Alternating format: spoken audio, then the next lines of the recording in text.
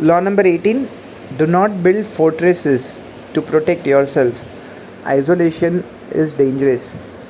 In this chapter, in this law rather, the author is floating an idea where it's being recommended always to be around people. If you are in the powerful position, don't isolate yourself from the people who you control.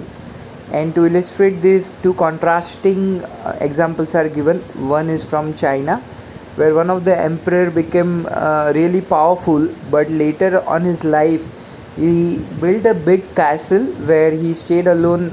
Nobody could visit him.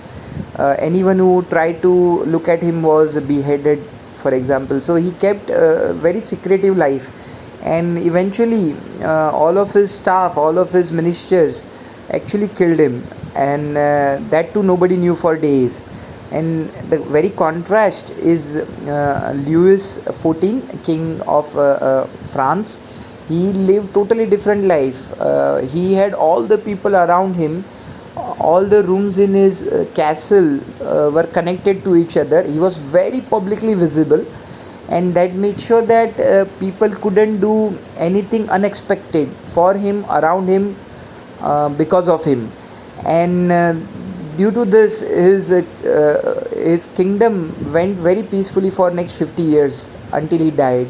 So the thought process here is that the more nearer you are with your people, you can sense who is doing a mischievous task behind you, in your back. Another interesting story is from Cicero.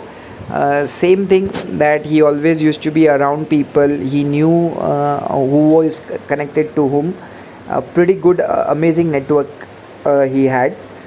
Same with our usual example from Talleyrand, who was once an advisor of Napoleon.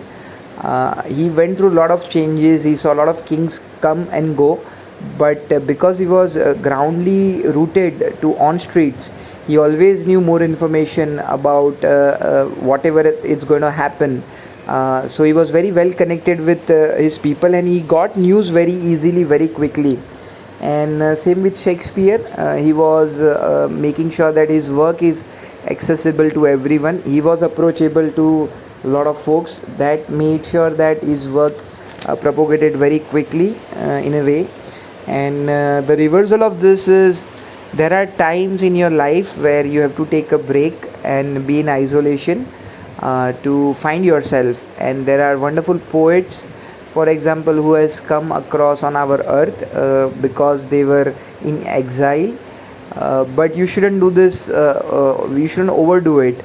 Otherwise people tend to forget you. So you have to come back after taking enough break, which makes your thought process coherent, and then come back to the law number 19. Know who you are dealing with. Do not offend the wrong person. In this chapter, author actually gives, there are different 5 different types of people in this world, and all of them have a different way to take a revenge if you offend them. And to illustrate this, the prominent examples given are from Genghis Khan, the warrior who wanted to do a tie-up with one of the emperor back then in the Silk Route. And that emperor thought, who is this guy who is offering me bribe, or who is offering me gifts? And he offended him by trying to kill his messengers and sending out a wrong signal. Genghis Khan tried again, and then later, second time also, he was disapproved. And then he started a war with that emperor, and then actually completely banished, completely broken his empire. So the story goes that even though Genghis Khan wanted to do a friendship to establish the Silk Road, but it didn't happen. And not only that, he was offended by that other emperor. The second example given is there were a couple of actually the team of con artists who tried to fool one of the gentlemen, and they didn't knew that this gentleman is going to come after them. And just like in the movie Munich, they came back. That individual went to different parts of the US in 1910s, and found them and actually made sure that they are arrested. He was duped by 45,000 USD. He not only got his all the people who fooled him, but he made sure that he spends almost 5 to 10 years of his life just to chase these con artists.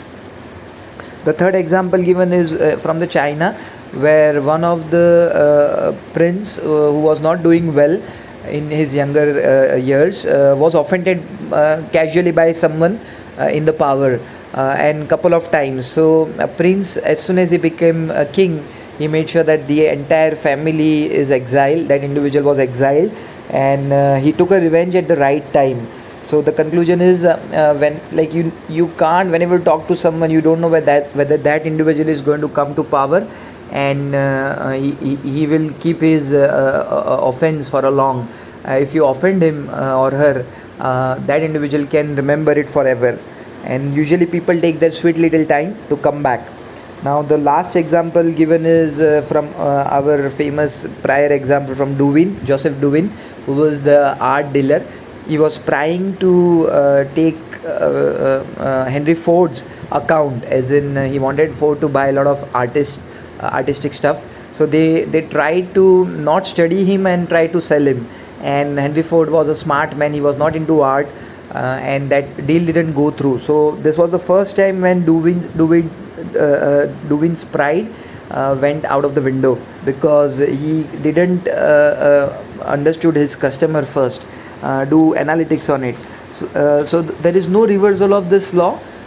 It's always better to understand whom you are talking to first. Even if you are trying to do flattery of someone, it may end up being offensive. So you have to know that you don't offend a wrong person.